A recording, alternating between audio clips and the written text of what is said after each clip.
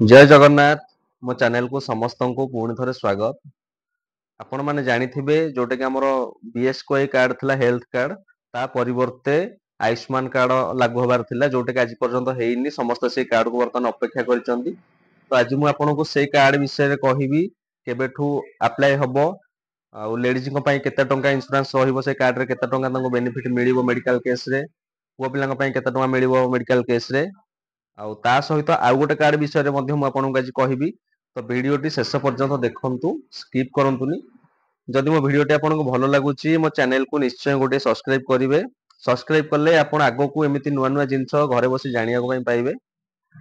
आउ रहला बाकी व्हाट्सएप ग्रुप अछि हमरो हम चैनल नार गोटे व्हाट्सएप ग्रुप अछि। आपण जदि सेही लिंक रे ग्रुप रे जॉइन होबा पई चाहुचंती व्हाट्सएप रे नोटिफिकेशन पाइबा पई चाहुचंती सब जिंस जानिया पई चाहुचंती तो वीडियो रो डिस्क्रिप्शन ने मु मोर व्हाट्सएप ग्रुप रो लिंक ता मध्ये देइची। आपण सेही लिंक रे क्लिक करिवे। क्लिक कला परे आपण सेही ग्रुप रे जॉइन हे परिबे जा फल रे आपण सब जिंस व्हाट्सएप रे मध्ये जानि परिबे। तो देखंतु फुल वीडियो देखंतु step by step video skip कले आपण जानि परिबेनी शेष जाय देखिबे। आउ जत्ते संभव ए वीडियोटी आपण अन्य मानक स्वास्थ्य शेयर मंत्री करिकि जणाइबे। बड़ घोषणा महिला को मिलिबो 10 लाख टंकार जगन्नाथ देखंतु बीमा। Full process video Ayushman Bharat रे महिला को 10 लाख टंकार बीमा सुविधा मिलिबो एही सूचना देइछंती स्वास्थ्य मंत्री मुकेश महालिंग। देखंतु आयुष्मान कार्ड रे महिला को 10 लाख टंका मिलिबो। आपण जानिथिबे आपणकर जो मेडिकल रे बीएसकेवाई कार्ड थिला तो बीएसकेवाई कार्ड रे जेमिति बीएसकेवाई कार्ड रे लोक जेमिति मेडिकल रे सुविधा पाउथिले आयुष्मान कार्ड रे मध्ये सेमिति सुविधा मिलिबो।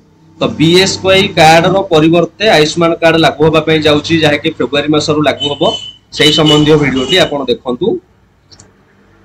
आयुष्मान भारत रे महिला को 10 लाख टंकार बीमा सुविधा मिलिबो।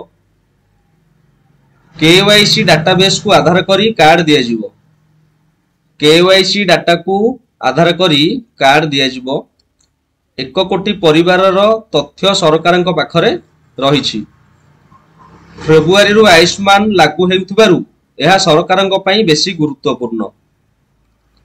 केंद्रीय टीम राज्य सरकारक सह आलोचना करी फेरिचंती।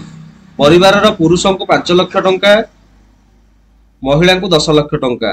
पुणी थरे कहूची पुरुषक 5 लाख टंका महिला को 10 लाख टंका बीमा मिलिबो। गोपबंधु जन आरोग्य और आयुष्मान भारत मिश्रण रे एही सुविधा मिलिबो। 30,000 हॉस्पिटल रे एही सुविधा मिलिबो बोली कहिसंती स्वास्थ्य मंत्री। आसंता फेब्रुआरी रु राज्य रे आरंभ हेबो सरकारंकर बहु प्रतीक्षित फ्लैगशिप स्कीम आयुष्मान भारत गोपबंधु जन आरोग्य योजना। उभय योजना को मिसाई गाइडलाइन प्रस्तुति शेष पर्याय रे अछि। राज्यर कोटिए परिवार रो 3.5 कोटी लोकंक पाखरे पहुंचबो डबल इंजिन सरकार रो एही बड़ उपलब्धि। गोपबंधु जन आरोग्य योजना भी हेबो संपूर्ण कार्यक्रम। आयुष्मान भारत योजना रे महिला को मिलिबो 10 लाख टंकार स्वास्थ्य बीमा सुविधा। एही सूचना दैछन्ते स्वास्थ्य मंत्री मुकेश महालिंग। मंत्री कहछन्ते आयुष्मान भारत रे महिला को 10 लाख रो बीमा सुविधा मिलि परिबो। देखंतु सरकार को आसीबार 100 दिन रे आयुष्मान भारत को लागू करबा नै निर्वाचन प्रस्तुति दैथिला बीजेपी।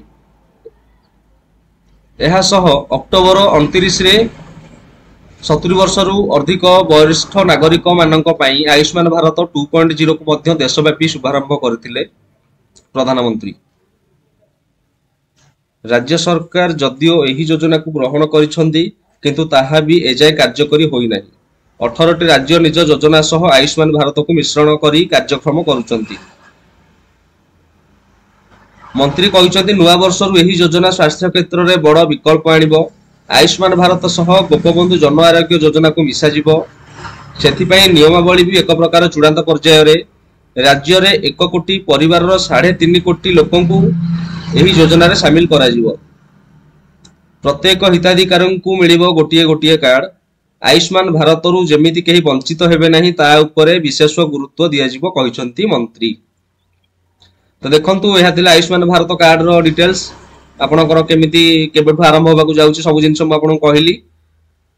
वीडियो डिस्क्रिप्शन में मोर व्हाट्सएप ग्रुप लिंक देइछि से लिंक रे क्लिक करके आपण ग्रुप रे जॉइन हो जांतु आ दया करी मो चैनल को गोटे सब्सक्राइब कर दियंतु जहां फल रे आपण आगु केमिति नुवा नुवा वीडियो देखियो पाइबे जानिबा पाइबे जय जगन्नाथ।